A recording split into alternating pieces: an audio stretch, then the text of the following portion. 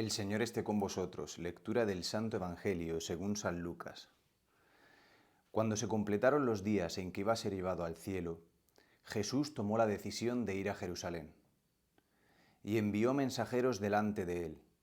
Puestos en camino entraron en una aldea de samaritanos para hacer los preparativos, pero no los recibieron porque su aspecto era el de uno que caminaba hacia Jerusalén. Al ver esto, Santiago y Juan, discípulos suyos, le dijeron: Señor, ¿quieres que digamos que baje fuego del cielo que acabe con ellos? Él se volvió y los regañó, y se encaminaron hacia otra aldea. Palabra del Señor.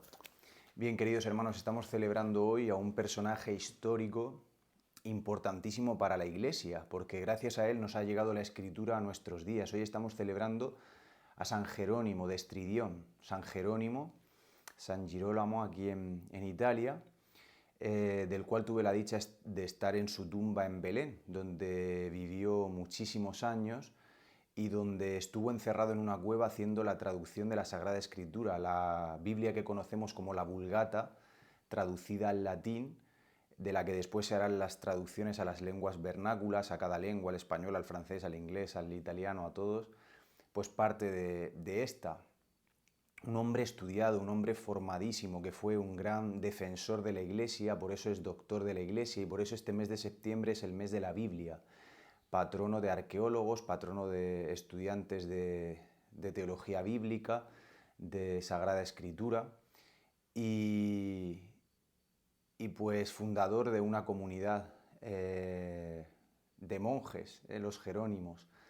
Pues hoy nos encomendamos especialmente a él, le pedimos su intercesión y que nos ayude también a abrir nuestra mente para poder entender las Escrituras, porque muchas veces, yo en este tiempo veo que muchas veces utilizamos la Escritura permeados de un cierto relativismo, del relativismo moral, del relativismo que hoy se vive en la sociedad, ¿no? Y utilizamos muchas veces la palabra en nuestro provecho, a nuestro antojo, acomodándola a como nos conviene. Y la palabra, la manera de interpretar la palabra, el depósito de la fe lo tiene la Iglesia. Por eso una cosa es lo que a mí la palabra me inspira o me dice, pero la interpretación magisterial de la Escritura la tiene la Iglesia, porque muchas veces se hacen interpretaciones o se estira la madeja para decir lo que no dice. El Evangelio de hoy, hermanos, es un Evangelio que a mí me encanta, porque es Jesús de Nazaret, Jesucristo, la segunda persona de la Trinidad, pero este Jesucristo hecho hombre, que poniendo los pies en la tierra les indica a los discípulos hacia dónde se dirige, que es hacia Jerusalén, es decir, hacia el Calvario, hacia dar la vida por amor. Porque ese es el sentido del cristianismo, hermanos, dar la vida, entregar la propia vida, no reservársela. Por eso les está mostrando, no solo con palabras, sino con su propia vida, el camino de ser cristiano, que el ser cristiano es un camino de anonadamiento, de descendimiento, de kénosis, de abajarse, de poder entregarse, de poder vivir la caridad perfecta. Por eso Jesucristo está, digámoslo así, preparando a los discípulos para ser enviados a la misión. Y la misión que todavía continúa hoy día, que tú y yo tenemos. Por eso hoy Jesucristo a ti concretamente hoy te está diciendo que el camino es el camino de la cruz, pero una cruz que se rinde gloriosa y una cruz por la que Él ya ha pasado y por la que tus pecados y los míos han sido perdonados. Por eso es interesante que dice que en el camino se encuentran con los samaritanos. Los samaritanos sabemos que son enemigos acérrimos del pueblo judío. Entonces ven que Jesucristo va camino de Jerusalén y lo rechazan. Y enseguida salen los discípulos, como tú y como yo, los apóstoles, diciendo: ¿quieres que hagamos bajar fuego del cielo? ¿No? Esto suena al Antiguo Testamento, cuando estos hijos de Sarbia también hacen esta intervención, ¿no? Era un poco la mentalidad de los celotas, ¿no? Aquellos que pensaban que el reino de Dios se imponía a la fuerza. Y lo impresionante es ver la lección que nos da Jesucristo, que no es así. Porque muchas veces nosotros podemos ser estos hijos de Sarbia, podemos ser estos apóstoles que hoy le dicen: ¿quieres que bajemos fuego del cielo? Y muchas veces utilizamos las cosas de la Iglesia para poner al otro entre la espada y la pared. Que a la fuerza tienen que ser las cosas como yo digo, como yo pienso. El signo, hermanos, del cristiano y de la Iglesia es la persecución. A mí me impresiona un dato actual, que es que la iglesia que más crece, el otro día hablando con una persona que trabaja en un dicasterio vaticano, que tiene todo el control de las estadísticas de la iglesia, y me impresionaba cómo decía que la iglesia que más crece es la iglesia africana, aquella en la que el martirio y la muerte están a la orden del día por ser cristiano, que no tiene repercusión en las noticias, no lo vemos, pero todos los días están masacrando cristianos, iglesias enteras quemadas, decapitados, degollados, desollados, y cantidad de hermanos sacerdotes, de hermanos en el ministerio, que están siendo secuestrados, que están siendo torturados, para que recemos por la iglesia en África. Pero fijaros la potencia y la autenticidad de este testimonio que es capaz de hacer que mucha gente desee ser cristiana, y viven un cristianismo de verdad fuerte, radical, que a pesar de la persecución van a misa, rezan y cumplen su misión. Y esto es lo que hace, ¿no? La sangre de los mártires, sabemos, es semilla de cristianos. Por eso, ¿cuál es la iglesia que más está en crisis y más decrece? La europea, siendo invadida por el Islam.